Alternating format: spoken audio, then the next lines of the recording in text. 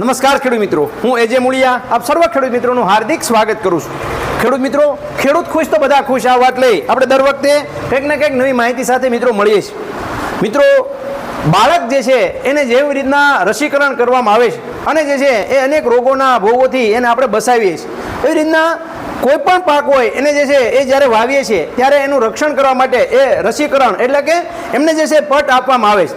તો પટ જુદા જુદા પટ જે છે દેવામાં આવતા હોય છે, એમાં FRI પદ્ધતિ જે છે એનો ઉપયોગ એ ખેડૂત મિત્રો દ્વારા એ કરવામાં આવતો હોય છે। ફંગીસાઇડ, ઇન્સેક્ટિસાઇડ અને જે છે જૈવિક દવાઓનો છંટકાવ કરી અને પટ જે છે આપવામાં આવે છે। પણ સાથે સાથે ખેડૂત મિત્રો, છોડ જે છે એ નવી ટેકનોલોજી, નવો વિભાગ, નવી વાત એ આપણા ખેડૂતો સુધી જે છે એ દર વખતે કરતા હોય છે। ત્યારે જીગરી જે છે એ આપણા ખેડૂતો મિત્રો માટે એ દોસ્ત સમાન સાબિત થયો છે। જીગરીના જે ખેડૂત મિત્રોએ પટ માર્યા હતા, આ જીગરીનો જે છે પટ મારવાથી દાણાનો ઉગાવો એક સરખો, દાણો જે છે એ બીજા કરતાં 2 દિવસ વહેલા ઉગે છે અને સાથે સાથે જે દાણો ઉગે છે એ દાણો જે છે મજબૂત અને ભરાવદાર ઉગે, અને જેથી કરીને જે છે એ દાણો જે છે એ આપણે કહીએ કે દાણાની અંદર જે છે એ જે શરૂઆતના જે આવતા રોગો છે એને આપણે સારામાં સારી રીતે અટકાવી શકીએ।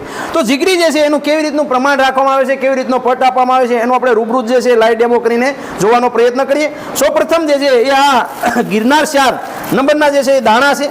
આ ગિરનાર 4 નંબરના દાણા 2 મણ દાણા જે છે એ કઢાવેલા છે। આ દાણા જે છે એ અમારા કુમાનભાઈ, આપનો નંબર આપો જેથી કરીને અમારા ખેડૂતો આપનો સંપર્ક સાધી શકે।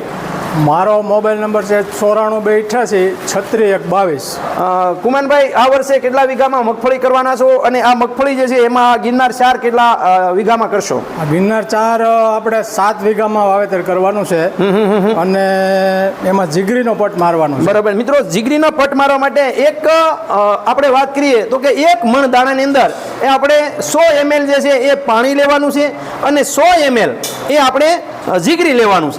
તો આ જે 1 મણ દાણાની અંદર એનો પટ લાગવા માટે એ પૂરતો છે। આ 2 મણ દાણા છે એટલે આની અંદર જે છે આપણે 200 ml પાણી અને 200 ml જે છે એ જીગરી લેશું। હવે આ જીગરી જે છે એ આવી રીતના 4 માપ જે છે આપણે આની અંદર નાખી રહ્યા છીએ અને પાણી જે છે 4 માપ નાખી અને ત્યારબાદ જે છે એને આપણે આ કંતાનની અંદર એ આસુ જે છે, જો પંપ હોય તો પંપની અંદર જે છે નાખી અને ફુવારો કરી શકીએ છીએ।